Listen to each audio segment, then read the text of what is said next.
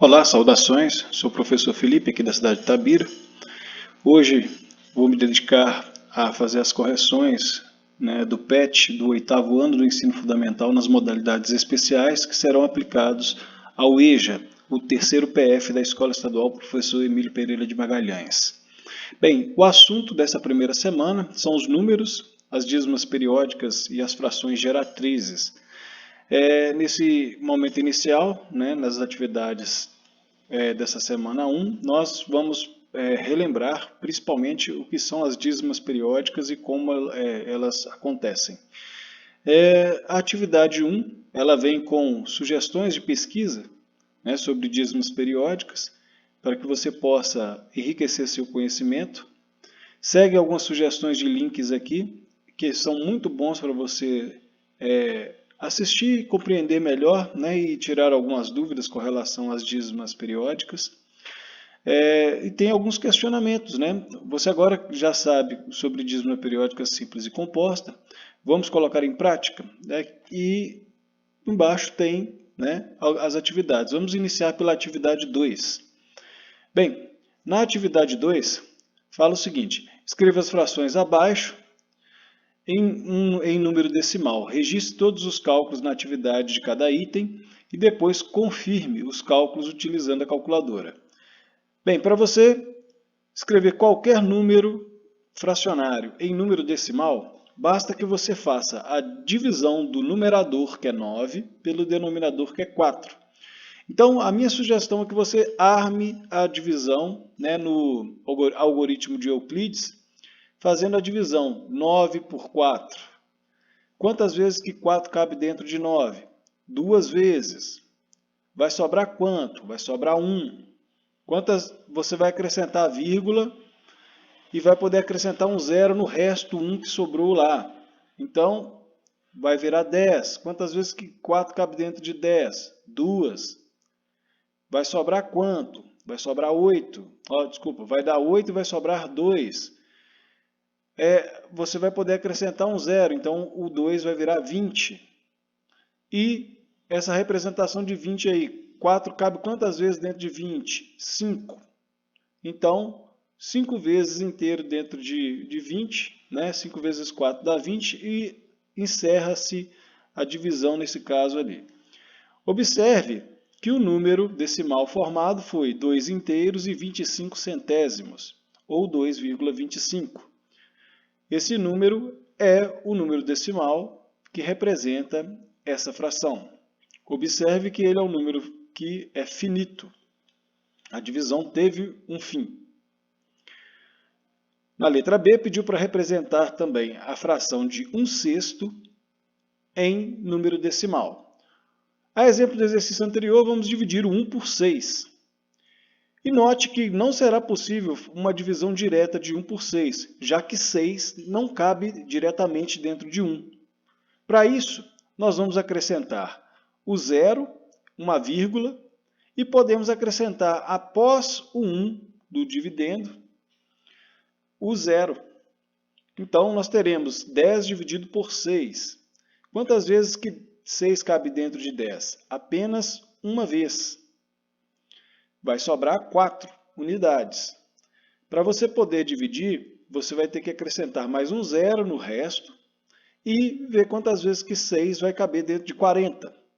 Então, 6 vai caber 6 vezes dentro de 40, porque 6 vezes 6 dá 36 e vão sobrar 4.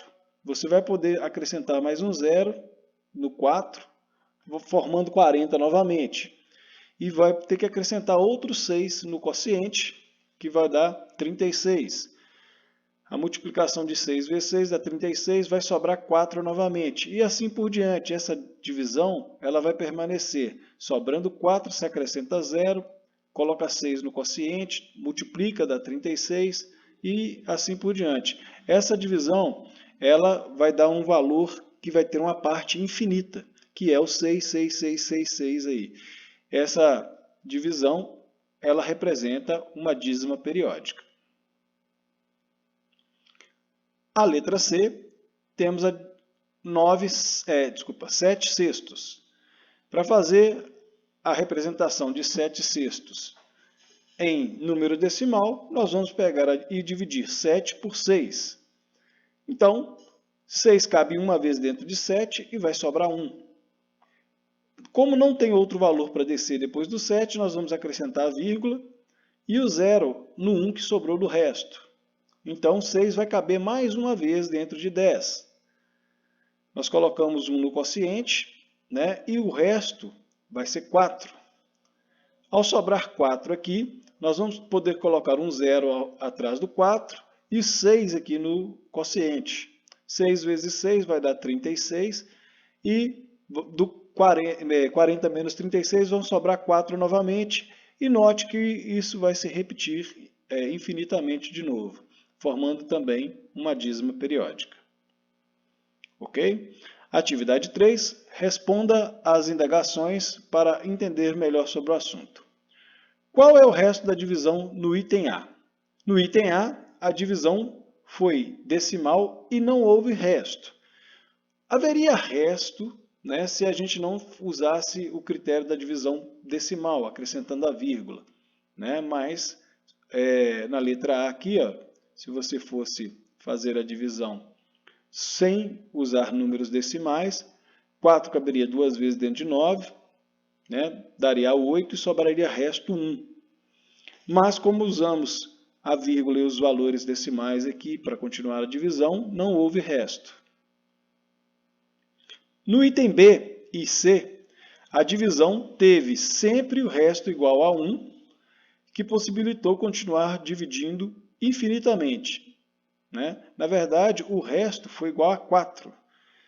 Sempre resto igual a 4, que foi o que possibilitou a gente dividir novamente. Sempre formava o 40, depois dava para colocar o 6 no quociente, formando 36 na multiplicação, sobrando 4 novamente, e essa divisão foi infinita. Letra B. Os quocientes dessas divisões são finitos ou infinitos? Vamos lá. O quociente da divisão A era finito, porém os quocientes das divisões B e C eram infinitos. Nós podemos ver que nos itens B e C nós tivemos dízimas periódicas montadas aqui. Letra C. O que fazer quando uma divisão for infinita? Devemos destacar a parte da divisão que se repete, que é o período, e acrescentar o sinal de reticências no final. Isso demonstrará que nós temos uma dízima periódica. No caso aqui, né, a nossa dízima periódica tem o período igual a 6. Aqui também o período é igual a 6. Então, na próxima semana, nós vamos continuar com as correções das atividades do PET. O assunto da próxima semana, né, vai ser a formação da geratriz de uma dízima periódica. E nós vamos aprender como que a gente vai converter, né, essas divisões infinitas nas frações que deram origem a ela. Um abraço e até a próxima.